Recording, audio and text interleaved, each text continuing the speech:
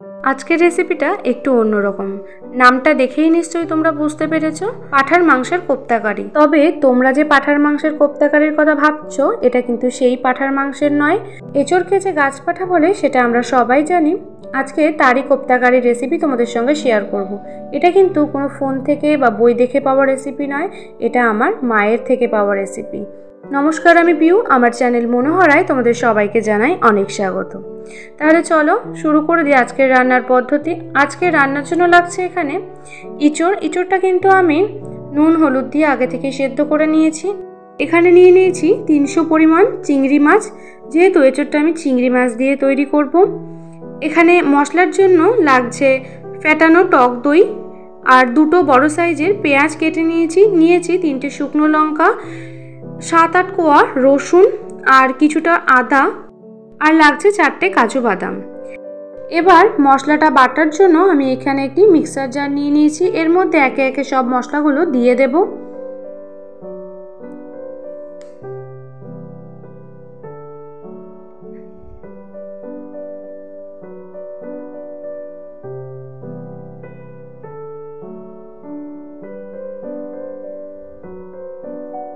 সবকিছুই দেওয়া হয়ে গেছে। এবার এটার একটা মিহি পেস্ট বানিয়ে নিয়েছি। মশলাটা বাটা হয়ে গেছে। এরপর আমি কিছুটা পরিমাণ চিংড়ি মাছ বেটে নেব। চিংড়ি মাছটা বাটার জন্য আমি এখানে দিয়ে দিচ্ছি চিংড়ি মাছ, কিছুটা আদা আর রসুন। চিংড়ি মাছটা কিন্তু বাটা হয়ে গেছে। এরপর এই সেদ্ধ করা এঁচোড়ের মধ্যে বাটা চিংড়ি মাছটা দিয়ে দেব।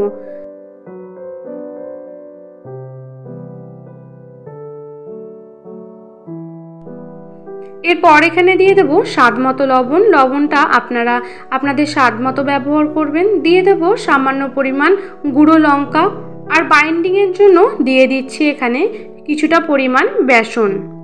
আপনারা কিন্তু ইঁচড়ের পরিমাণ অনুযায়ী বেসনের ব্যবহার করবেন। এবার সব কিছুকে খুব ভালোভাবে মেখে নেব। এখানে কিন্তু সমস্ত জিনিস খুব ভালোভাবে মাখানো হয়ে গেছে। এরপর কোপ্তা শেপ দেওয়ার জন্য হাতে সামান্য পরিমাণ তেল মেখে নিয়েছি, যাতে কোপ্তাগুলো বানাতে খুব সুবিধা হয় আর হাতে লেগে না যায়। কোপ্তাগুলো আমি এরকম একটু লম্বা চ্যাপ্টা শেপ দিয়েছি। আপনারা আপনাদের পছন্দ অনুযায়ী শেপ দিতে পারেন। একে একে এবার কোপ্তাগুলোকে সব বানিয়ে নেব। এখানে কিন্তু প্রায় সব কোপ্তাই বানানো হয়ে গেছে। এরপর কোপ্তাগুলো ভাজার জন্য আমি একটি কড়াইতে সামান্য পরিমাণ তেল ব্যবহার করেছি। এখানে কিন্তু আমি সাদা তেলের ব্যবহার করেছি। আপনারা যে কোনো তেল দিয়ে কোপ্তাটা ভাজতে পারেন। তেলটা গরম হয়ে গেছে। এরপর কোপ্তাগুলো একে একে তেলের মধ্যে দিয়ে দিচ্ছি।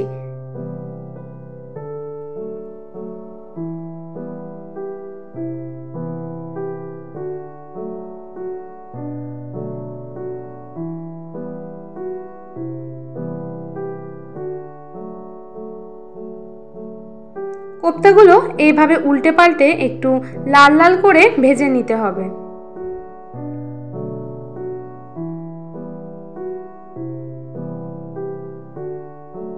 কোপ্তাগুলোতে কিন্তু খুব সুন্দর লাল কালার চলে এসেছে।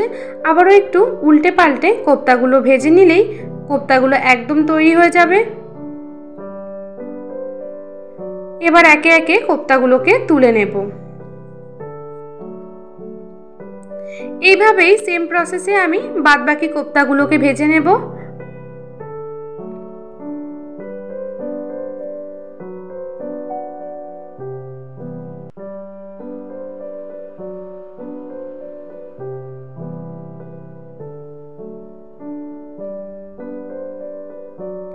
এই কোপ্তাগুলো ভাজা হয়ে গেছে। এরপর একে একে কোপ্তাগুলোকে তুলে নেব।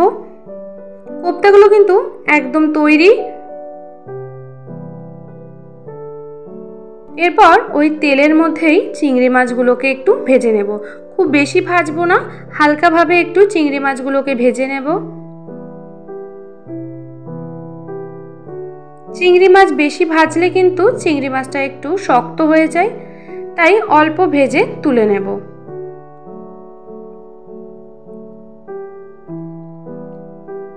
চিংড়ি মাছটা ভাজার জন্য এখানে আমি সামান্য পরিমাণ লবণের ব্যবহার করেছি, আর এখানে দিয়ে দিচ্ছি সামান্য পরিমাণ হলুদ। নুন হলুদ দিয়ে ভালোভাবে চিংড়ি মাছটাকে একটু ভেজে নিতে হবে। চিংড়ি মাছটা এখানে ভাজা হয়ে গেছে, এরপর চিংড়ি মাছটা তুলে নিচ্ছি। এরপর ওই চিংড়ি মাছ ভাজার তেলের মধ্যেই আমি ফোড়নের জন্য এখানে দিয়ে দিচ্ছি কিছুটা পরিমাণ সাদা জিরে। এরপর দিয়ে দেব বেটে রাখা মশলাটা। মশলাটা দিয়ে একটু নেড়ে চেড়ে বেশ কিছুক্ষণ একটু কষিয়ে নেব।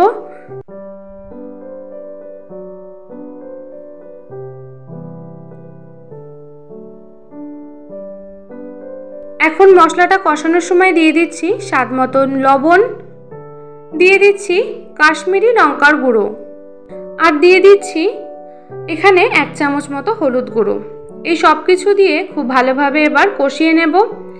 কাশ্মীরি লঙ্কার গুঁড়োটা কিন্তু আমি এখানে কালারের জন্য ব্যবহার করেছি, আপনারা যদি না চান তাহলে কিন্তু নাও ব্যবহার করতে পারেন।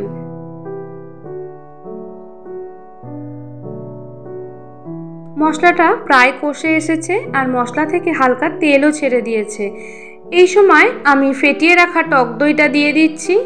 এখানে 3 চামচ মতো টক দই নিয়েছিলাম, আর টক দইটাকে অল্প চিনি আর লবণ দিয়ে ফেটিয়ে রেখেছিলাম। এরপর টক দইটা দিয়ে খুব ভালোভাবে একটু নেড়ে চেড়ে আবারও কিছুক্ষণের জন্য কষিয়ে নিচ্ছি। মশলাটা অল্প কষে গেলে এখানে দিয়ে দিচ্ছি ভেজে রাখা চিংড়ি মাছগুলো। চিংড়ি মাছগুলোকে দিয়েও একটু নেড়ে চেড়ে চিংড়ি মাছের সঙ্গে মশলাটা ভালোভাবে মিশিয়ে নিচ্ছি।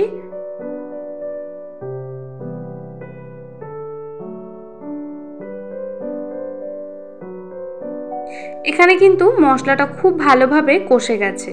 এই সময় এখানে 1 বাটি পরিমাণ জল ব্যবহার করছি। খুব বেশি জলের ব্যবহার করব না, যেহেতু কোপ্তাগুলো আগে থেকেই ভাজা রয়েছে। খুব বেশি জল দিলে কোপ্তাগুলো ফুটতে ফুটতেই কিন্তু নরম হয়ে যাবে আর কোপ্তাগুলো ভেঙে যাবে, তখন কিন্তু খেতে ভালো লাগবে না বা দেখতেও ভালো লাগবে না।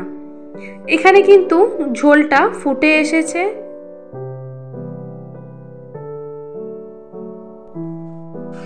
এরপর ঝোলের মধ্যে কোপ্তাগুলোকে দিয়ে দেব।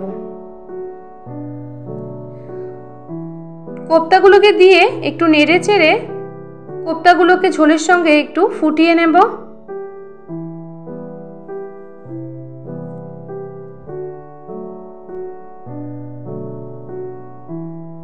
প্রায় অনেকক্ষণ হয়ে গেছে আর কোপ্তাটা কিন্তু খুব ভালোভাবে ফুটেও এসেছে। দেখুন ঝোলটাও কিন্তু অনেকটাই কমে গেছে। কোপ্তা কিন্তু প্রায় হয়ে এসেছে। নামাবার আগে 1 চামচ ঘি দিয়ে আমি গ্যাসের ফ্লেমটা বন্ধ করে দেব।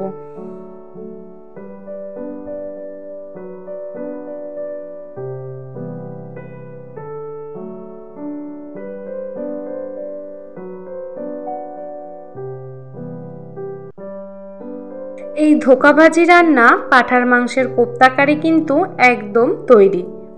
আর আমার মায়ের থেকে পাওয়া এই ধোঁকাবাজি রান্না পাঁঠার মাংসের কোপ্তা কারি আপনাদের কেমন লাগলো অবশ্যই কিন্তু একটা কমেন্ট করে জানাবেন। আর যদি ভালো লাগে তাহলে একটি লাইক, শেয়ার এবং সাবস্ক্রাইব করে দেওয়ার অনুরোধ রইল, কারণ আপনাদের একটি লাইক, শেয়ার এবং সাবস্ক্রাইবে আমি অনেকটা জোর পাই পরের ভিডিও বানানোর জন্য।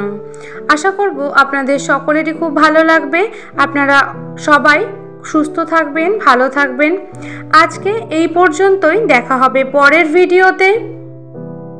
ধন্যবাদ।